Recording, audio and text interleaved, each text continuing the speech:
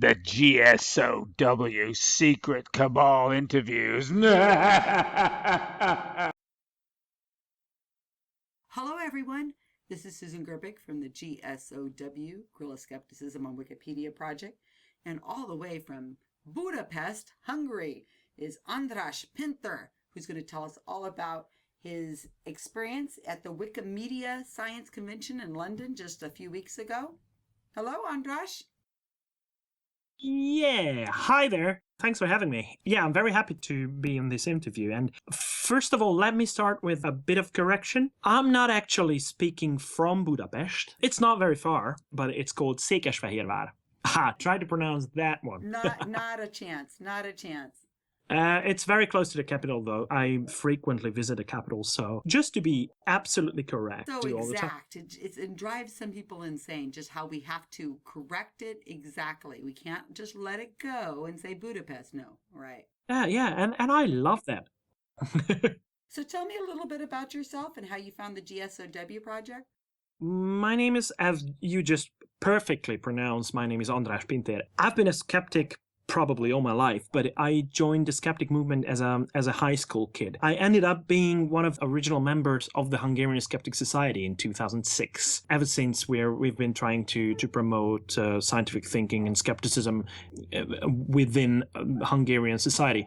But what really made a change was our joining the project called Guerrilla Skepticism on Wikipedia in 2014. As it happens, I ended up becoming the team leader of the Hungarian group, which is a very small group. Actually, I had lots of people who wanted to join the project, but there is always a huge difficulty in organizing so many people, especially in this country. For some reason, I do find it more difficult than in other countries. I don't know why that is, and I might not be accurate and might not be skeptical enough in stating that, but yeah, we are facing difficulties, and especially that I'm not very proud of my amount of work I can put in there, because being a vice president of the Hungarian Skeptic Society, I have a lot to do. I have a lot of things to do. I'm managing and administrating the Facebook page for the Hungarian Skeptic Society, which turns out to be a huge task, and appearing on media from time to time and stuff like that. So, and attending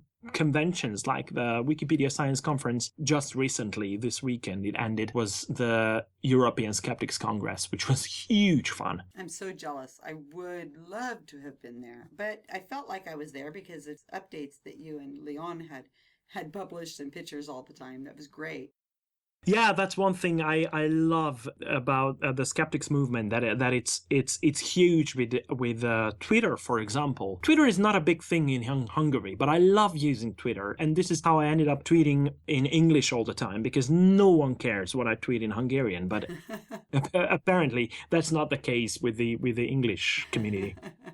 The English speaking, at least. So tell me about how you found out about the GSoW project. I think this is kind of an interesting story, and it speaks a lot about what's going on in Europe right now. Yeah, it was thanks to Gábor Raskó, who is the president of the Hungarian Skeptic Society and also chairman to GSoW, the European Council of Skeptical Organizations, which was hugely involved in this convention of last weekend as well. But I think it was at one of these conventions, the one in Stockholm probably, where he heard about guerrilla skepticism on Wikipedia. When he came back home, he started recruiting people to join the project. But the interesting part about this is that he used to think very lowly about Wikipedia because of the information not being necessarily reliable and not being referenced properly and things like that. That is the overall view of the scientific community, at least to my knowledge. He ended up changing his views on Wikipedia due partly to what he had heard that conference in Stockholm. So that's a huge thing. And not only that, we are changing our views. I wasn't taking stances for a long time, but I remember myself not thinking very highly of Wikipedia either. But now I find it a very powerful tool and a very important task to deal with it and to develop the contents that are on Wikipedia, that people find when they do a Google search and have a Wikipedia page on the first page of a Google search, of a Google web search. That's a very important task. Yeah, that's something very phenomenal. If that's what you referred to. Oh, yes. From what I understand, there's an old school mentality amongst maybe an older generation of academics that feels that Wikipedia should only be edited by academic. Do you find that to be true, or? Well, I think what is changing is that it didn't used to be the case. Back at the beginnings, at least this is my understanding of it, there were not too many people with PhDs editing Wikipedia, but enthusiastic amateurs who tried to put out something that interested them. They wanted to share it with the world. It was much more of a grassroots effort. But then, after a while, at least in a few countries in the world, a few people started to realize how powerful a tool that was. I mean, Wikipedia. Unfortunately, in our country, I still don't find it to be the case. So they still don't trust it. They still think it's just a waste of time to edit Wikipedia because people, the editors of Wikipedia, don't necessarily accept the authority as an argument for a certain case when there is an argument over a certain part of the content of a page. Yeah, they have to accept, if they want to put something through the bunch of editors that work on a certain page, they have to be very persuasive and they have to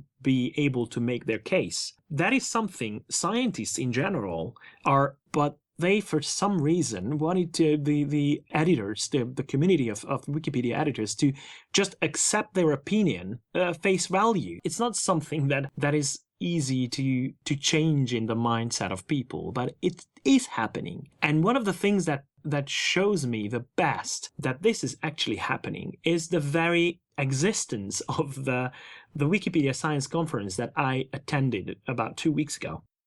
Tell us about that, because I'm really excited to hear about it. I really know almost nothing except the very little bit you've told me. There is a gentleman called Martin Poulter. I also recorded an interview with him at the conference. He's a great guy. He's convened this conference for the very reason he wanted to discuss within the community of editors and science educators that Wikipedia is important and it has to be dealt with. He is, and that is very cool. That is the coolest stuff about the whole thing. That he is actually a Wikipedian in residence at the Bodleian Library in Oxford, which is one of the greatest libraries in the country. He was not the only person with that status attending that conference. There was a gentleman called Andy Mabbott. Yeah, he's a Wikipedian in residence at the Royal Society of Chemistry, which is just huge. And the Royal Society itself realized, mind you, it's not the same thing, the Royal Society of Chemistry and Royal Society in general, but they realized the necessity of having Wikipedia editors around, trying to deal with, for example, fellows of the Royal Society. They have a huge project that aims at putting out the information about the fellows of the Royal Society, because, and this connects very well to what we at GSoW are trying to do, to have the backs of our spokespeople, the spokespeople for skepticism. So that's a huge thing. They realize that it is important for getting science in front of the public, so before them to have the information. And there was another thing that came up. It's the involvement of women in science education, science in general, and in editing Wikipedia. I don't know where the statistics came from. There was a young lady. She's involved trying to get women to edit Wikipedia, because what she brought up is that turns out that Wikipedia editors are, the community of editors is a largely male-dominated area. So I couldn't find out the numbers, but apparently there was a survey, and turned out that about 15 or less than 15% of the editors are actually females. Mm-hmm. When I ended up in a discussion with her, she found it very cool that actually in guerrilla skepticism on Wikipedia, there are lots of female editors. Mm-hmm. And you being one of them, as the leader of the project, was something that I saw delighted her. I think she was very much interested in what we're doing. Fascinating. So, had any of these people actually heard of GSOW before you had talked to them, or? Yeah, Martin Poulter, the convener of the Wikipedia Science Conference, he had heard about us. I think he even had expressed some kind of criticism about our inside communication being a bit secretive, which is, I know it's an issue that comes up from time to time at different forums, but we discussed that a bit, since the other thing that we have to deal with is how to be very effective in what we're trying to achieve. Mm-hmm.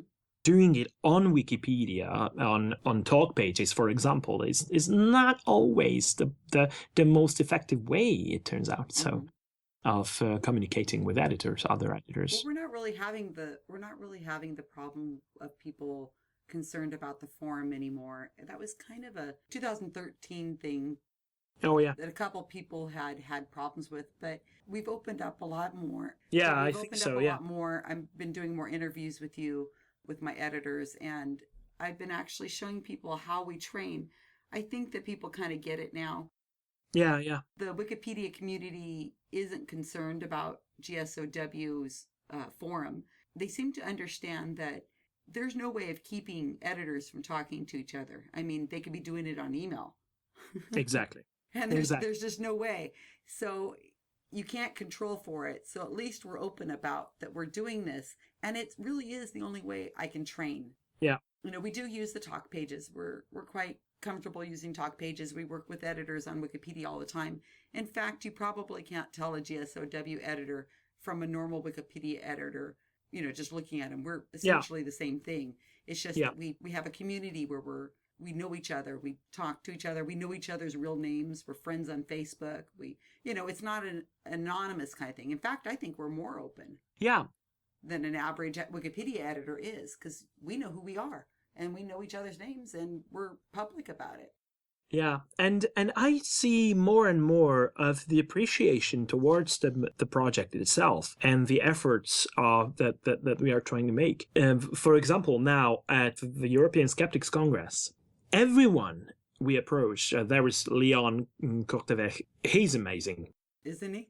What he's doing about Wikipedia, and this appears to be his life. So he's a born Wikipedian, and people to a certain extent are starting to appreciate that. So they appeared very grateful for what we are doing, what we do, that we approached a few people that we are working on their pages. Some of them have already been done, already in the making, or just planned to be worked on. It's amazing that there are still people in the international skeptics movement who don't have a Wikipedia page, even though they are achieving huge things. Mm-hmm. So that example for is like the editor of the Skeptic magazine in the UK, Deborah Hyde. Mm-hmm. How on earth can she not have a Wikipedia page already made? So I contacted her. She was very happy that I told her that I'm starting working on her Wikipedia article. Yeah, I can't wait to get around to it. I just arrived from London, back from London. I still have a few things before that, but yeah, I'm very excited about that. Well, and you're 100% right. I think that overwhelmingly Wikipedia, at least the science community, the pages made for the Americans, the Australians, the Canadians, scientists, I think that's probably pretty good. But the European scientists and the European skeptics have been largely ignored by the Wikipedia community until GSOW stepped in and I said, "We're not going to do this anymore. This is not an English thing. This is too big for that. We need to know each other. We need to know what everybody's doing. Language is not a barrier that it was before. Yeah, Location is not a barrier that it was before." And I put my foot down, and that's when I started the World Project in 2012 and said, "We're going to bring editors in that speak languages other than English, and let's get this taken care of." So it took a while to get them trained to be GSOW editors, to be English, because I can't train in other languages, obviously. But once yeah, they became trained in how to edit in English, they were able to take those skills and change them so that they could edit in Dutch or Hungarian or Portuguese or Spanish or whatever. Because every Wikipedia language is a little different. They have different rules, they have different skills, they have different, all kinds of different things. Yeah, and it's important that you are also not only training people, which is a huge thing in itself, but you are building a community of editors within the larger community of Wikipedia editors worldwide. And that's an awesome thing. And I cannot emphasize this enough, how much I appreciate that work you do. For example, I've been a registered editor on Wikipedia since 2009 or something, but I hadn't really been doing anything until 2014 when I joined the project. I registered because I knew I had wanted to do some stuff here and there, but I didn't. When I ended up in this community, this is very, very motivating that we are having this community. Having Leon, he's crazy, wants to compete with him all the time. What we did at the conference, the European Skeptics Congress, we were taking photos like crazy. We can upload them on Wikimedia Commons so that they can be used for the Wikipedia pages. And I just couldn't wait to get back to my hotel and upload the photos. And I right away, the very day then when the photos were taken, I uploaded them to Wikimedia and I put them on the page of the European Skeptics Council, GSoW, European Council of Skeptical Organizations. So this has become a competition as well as a joint effort of making Wikipedia better. It makes me laugh because today on the forum, I see that Leon had uploaded audio from, skeptic interviews. We do voice intro where we have the person whose Wikipedia page it is, they say in their own words, my name is such and such, and I'm popular for doing this. I've written these books, and I'm, graduated from this university, and I love cats, or whatever it is. So it makes the page a lot more alive. You can hear them speak in their own language and their own words and pronounce their name correctly. I love this project. And so Leon this morning came up with probably 9 or 10, maybe more like 15 audios that he had uploaded. And he had some in French, some in Dutch, some in, all different languages as well as English. And he uploaded them so we could add them to pages in the future that we're going to make or pages that already exist. And I felt competitive because I'm going to be going to Australia. I don't know when you and our interview we're doing right now. I'm going to be going to Australia in a couple weeks. And I thought to myself, okay, the number to beat is 15. I need to at least beat Leon on these audio. And in Australia, I'm sure I'm only going to get English. I felt some competition. I said, all right, fine. I'm going to up that and call you on it. And I'm going to get more audio than you do, Leon. Yeah. It is. It is motivating. It really is. And I'll use whatever tool I possibly can to get people to actually participate. And people can do whatever level they want. Once they're trained, they are free to do whatever they want to do on the Wikimedia, the forum. And I think that's the great thing. They can step in or step out of the project at any time and participate on whatever level they want. But at least they will have training and they'll have support. Yeah, what I regret about the whole thing is that I don't have enough time to do the amount of work I want to put in this. No, same here. It's just awful. So I want to be a Wikipedian in residence. So that's my job. But there's a long way to get there. But still, it was back to Leon. He was just walking around with this very small, this teeny tiny microphone attached to his phone, doing these recordings. What I was the most happy about is that since I had been planning to do Deborah Height's Wikipedia page, upon leaving, I was actually leaving the building, saying goodbye to Leon, and that's when I had the idea of, okay, could you please do one with Deborah? And he says, okay. Why not? But I thought it was your project. I said, okay, what? Okay, and why would that be a problem? You could upload it and I could use it for my project of working on her Wikipedia article. So it's joint effort. It's cooperation, collaboration. It's awesome. Right. I take photos from morning till dusk, and I absolutely love uploading them and adding to a Wikipedia page. I think a Wikipedia page it is not finished until it has at least one photo, if not many. So I have photos all over Wikipedia because Yep. that's my thing. But when I go to a conference, I can breathe a sigh of relief when I see certain people there. We have Brian Engler, who has been working with the GSoW project since almost the beginning, and he attends many conferences in the United States. And I just say, okay, Brian's got it. I can go to the other room and I can photograph the other Yeah. lecturer or whatever. And other people help us all the time too. But I know that in the UK also, we've had several different photographers that handle the QED. That is just phenomenal what they can do. They're Yeah. great photographers, and they're quick, and they know how to upload them for us, and it's wonderful to have them have their assistance. And I really appreciate having people from all over different skills to be able to take care of these issues that we need to make the Wikipedia page much more readable, understandable, enjoyable, visually appealing. Yeah, and what it requires is getting together and discussing things and spreading ideas, because best place to do that is conventions like a QED, like TAM, like the European Skeptics Congress and the Australian National Skeptics Convention. That awesome places to do that. The thing is that we are still a small community, the skeptic movement. We are gonna be dealing with lots of other things as well.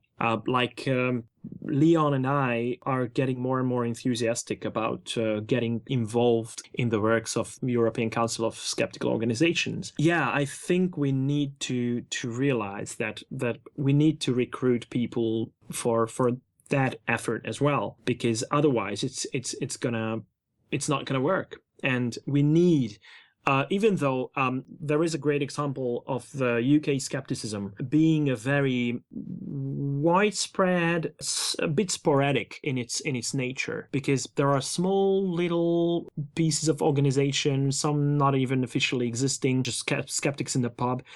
There are more than 40 skeptics in the pub events or places in the UK only. That is phenomenal. Mm-hmm.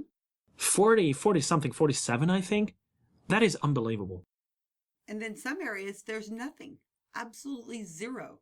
Yeah, yeah. I mean, at TAM this year, I met a woman named Paula from Argentina, Yeah. and she says there's nothing, nothing, nothing, nothing. And I was just like, in all of Argentina, really? And she is going to try to start some Skeptics in the Pub events. One of our editors in Italy, she says there's really nothing to attend anywhere near where she's at. And I'm just Yeah. amazed. And I keep telling people, you have to go and start it yourself. If you are the Absolutely. only person who attends, then you're the only person who attends. Have a nice cup of coffee or a beer all by yourself, and then schedule for the next month and keep it up. And eventually 2 or 3 people will show up. Michelle Franklin, I just interviewed her for an episode on skepticality, and she's starting the Darwin Skeptics, and they had their first meetup.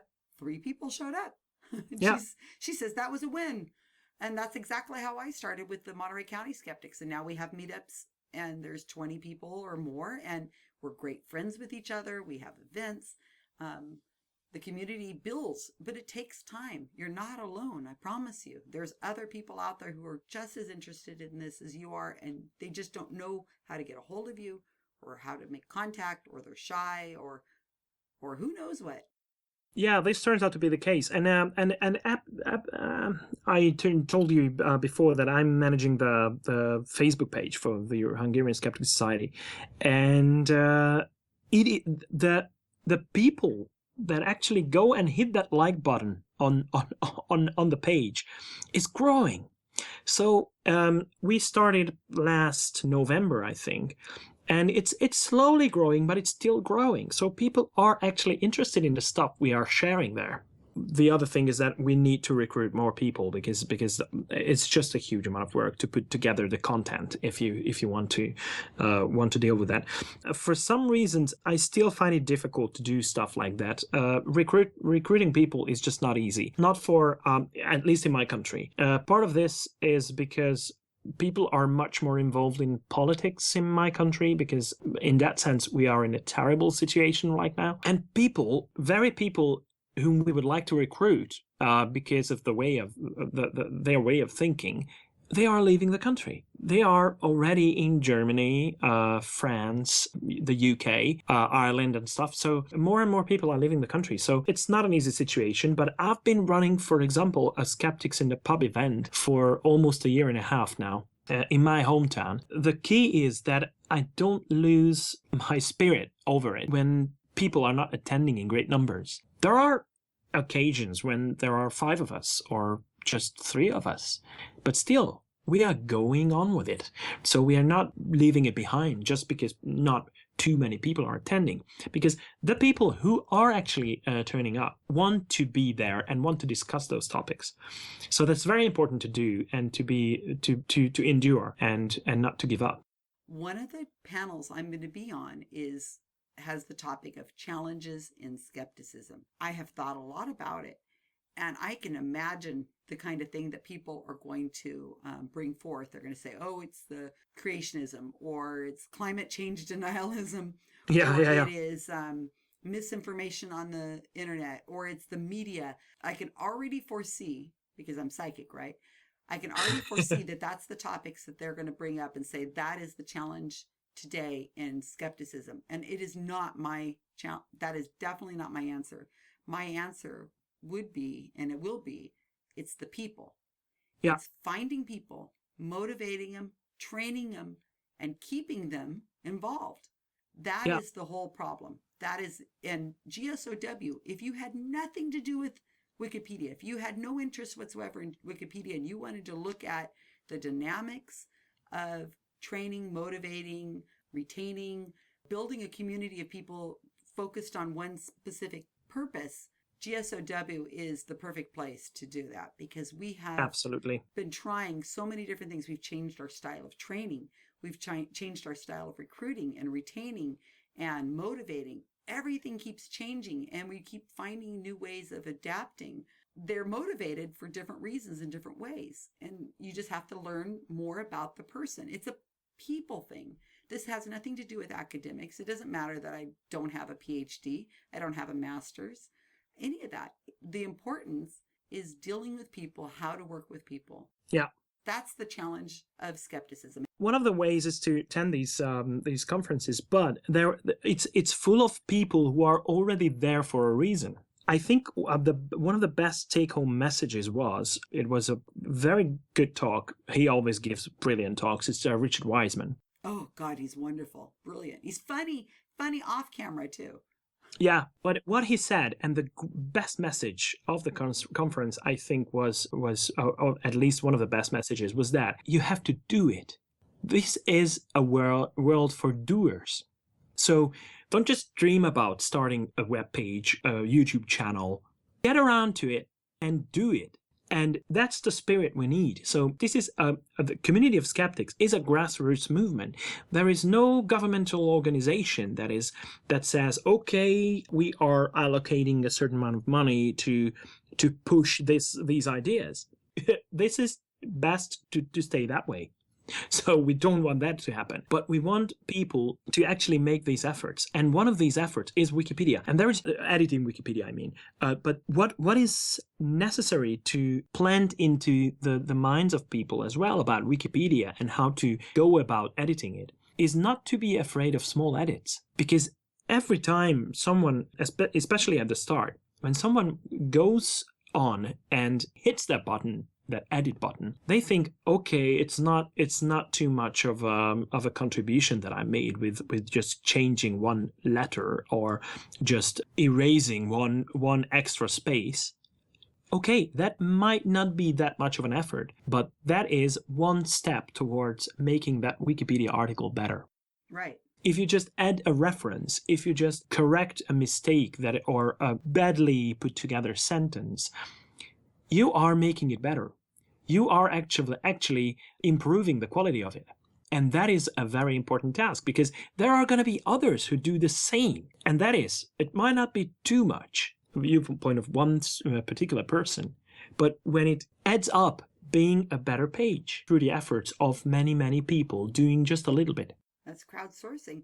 And the thing about it is that what they don't understand is that when they go and they open up a Wikipedia page and they hit the edit button and they make that change, like you say, even if it's only 2 or 3 characters, Yeah. they've already done more than most people have Yeah. done. When I went to this conference, the Wikipedia Science Conference, turns out that Wikipedia is not even only about this huge amount of information that we see on Wikipedia, but there is a whole environment of Wikidata, Wikimedia, Wiki whatevers. So there are a lot of things that are connected to this Wiki environment. There is even scientific data being put out there, and there is even scientific research partly done by using Wikipedia. Like, for example, there's this research institution. They are working on protein families, and they figured, and this is something that they figured out for themselves through trying, that when they start putting out the information there, people start to find those Wikipedia articles about certain protein families, and it starts evolving. It's an ever-evolving field. They found that the community of art editors who are working on those articles know a lot about this stuff. So they started to come up with very high quality Wikipedia articles about these, and the overall setup of this field with trying to figure out how many different protein families are out there, it's still evolving, and it's partly, huge part of that is due to Wikipedia and through Wikipedia, which is awesome. I had not known that. Yeah. Yeah, among the million things I have to do, there are a whole lot of notes I took during the conference that are waiting for me to write up as an article or something. Yeah, I just contacted Hungarian Wikimedia Society that they told me to try and put together a blog on a Wikimedia blog. So that should be done too. But Skepticality provides us with this, of course, by us, I mean the project. So it's allocated to you, like 10 minute slot. Mm-hmm. That's a huge thing. That gives us a chance for a wider outreach. Right. And that's very important. So I really appreciate that. I want to thank these guys at Skepticality, and especially that the show every week is huge.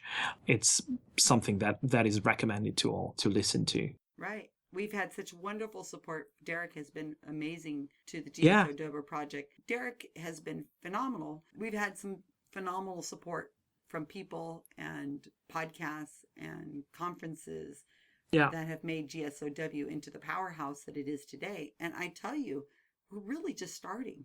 We've been doing this 4 years, but I'm barely starting. I'm planning on retiring from my job in a couple of years. Watch out.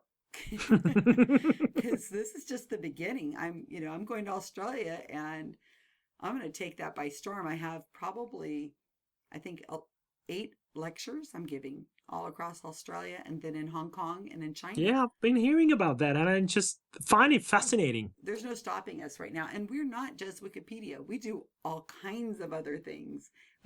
This is the group to be in to make changes and to, educate the world. Well, not just us. There are other really important projects out there, and we support them as well. We all need to know of each other and know what each other's doing, and to be able to contact them and say, hey, I've got this idea. Would you like to try to work together on this? And darn it, we need a lot more podcasts out there in languages other than English. Yeah. I mean, tons more.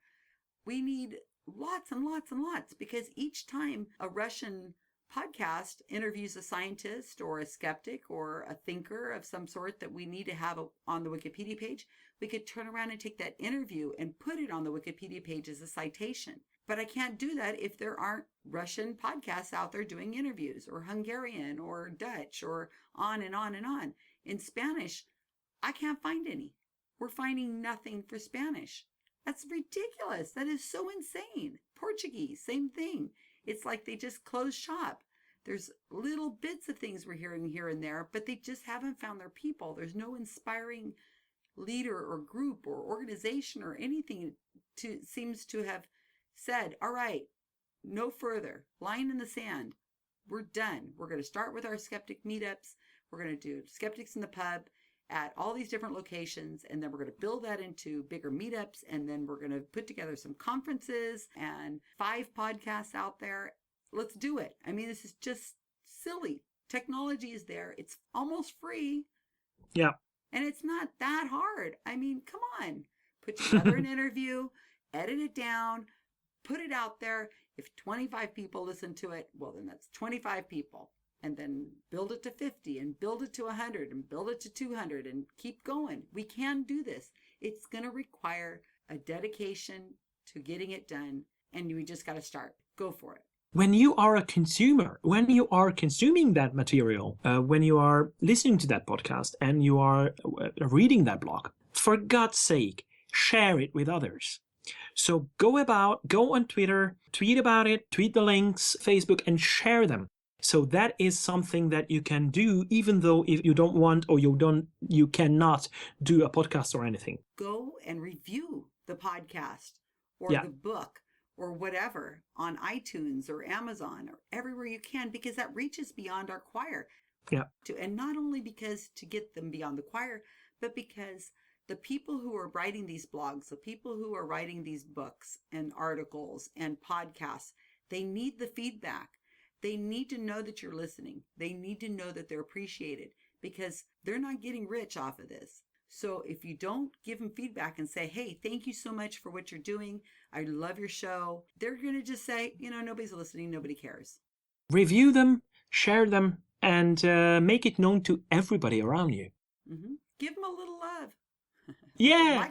Micropayments are really, really helpful. I mean, I support financially several different organizations and podcasts and things like that. It's small, little, $2 a month kind of thing, but I feel like I'm helping. I really do. I feel like I'm helping them out with their Patreon. Maybe they're going to be able to buy a better microphone. Yeah. Attend a conference that they didn't think they'd be able to attend, or send one of their reporters to a conference or whatever. Yeah.